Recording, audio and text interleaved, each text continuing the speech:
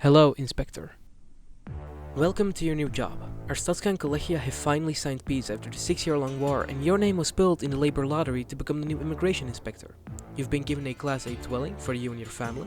Your job as immigration inspector is to check the passports and papers of immigrants and foreigners that want to enter our glorious nation. But beware, Inspector.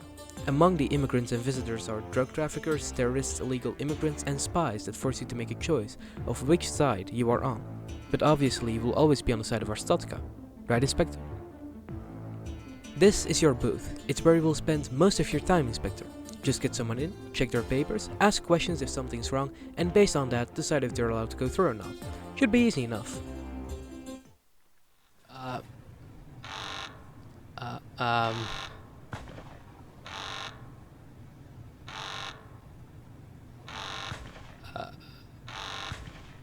Okay. Oh, Jesus.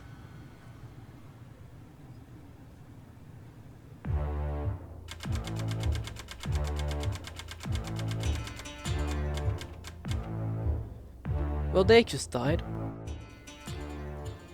It appears that we have to implement more checks since a passport by itself doesn't appear to be enough to stop terrorists from passing through. Aside from increasing the amount of guards for the border, from now on people will need a passport and a ticket and an access permit, an ID card, an identity supplement, and a diplomatic and certificate of vaccination, and a worker's pass and an inspector. Just make sure not to make a single mistake. I know all those documents might seem like a lot, which is why your booth is upgraded with state-of-the-art technology to help you serve the country. Stamps are pretty self-explanatory, just like the detain button, rulebook, and the newspaper. There's also the inspection tool. It allows you to inspect parts of documents that don't quite seem right, so you can confront the person that has the documents about it. Inspector, just make sure you adapt to the constant changes if you want to keep your job and if you want your family to survive, which will not be an easy task seeing how much we are paying you. There are also a few peculiar characters I would like to introduce you to.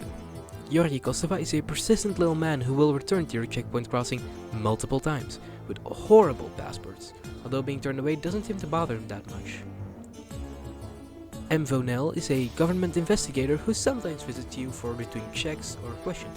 Do not trust him in any capacity, even if he tells you to. The ESIC agent is the masked person that gives you tasks for their operations, which might result in you killing yourself on an incredibly lethal nerve agent if you don't listen to the rules. I learned that one the hard way. More about ESIC actually. They give you tasks during your job. Those range from letting agents through to poisoning people and shooting people. They want you to help them in their little operations, and if you do, they might even give you something in return. Of course, you can also deny to help them, which might save you later in the game, but maybe the gifts they give can help keep your family alive. I've mentioned them already, but let's talk about them in detail. Bribes. Sometimes it is difficult to keep your family alive with the pay the government gives, which may or may not give you the incentive to accept the money of people that don't have the right papers and need surgery that Arstotzka has, or they need to smuggle some medicine over the border. Depending on your moral compass, you may let people through that need to get through, or you realize that you're playing a video game and quite frankly don't care. But if someone's passport has been expired for a few days, maybe it's worth taking those 10 credits and letting them go through. Music is almost non-existent in the game. During the gameplay, the only sounds you will hear are the sounds of items being moved around on your desk while you try and organize this mess. The times that music does play are outside of the main gameplay.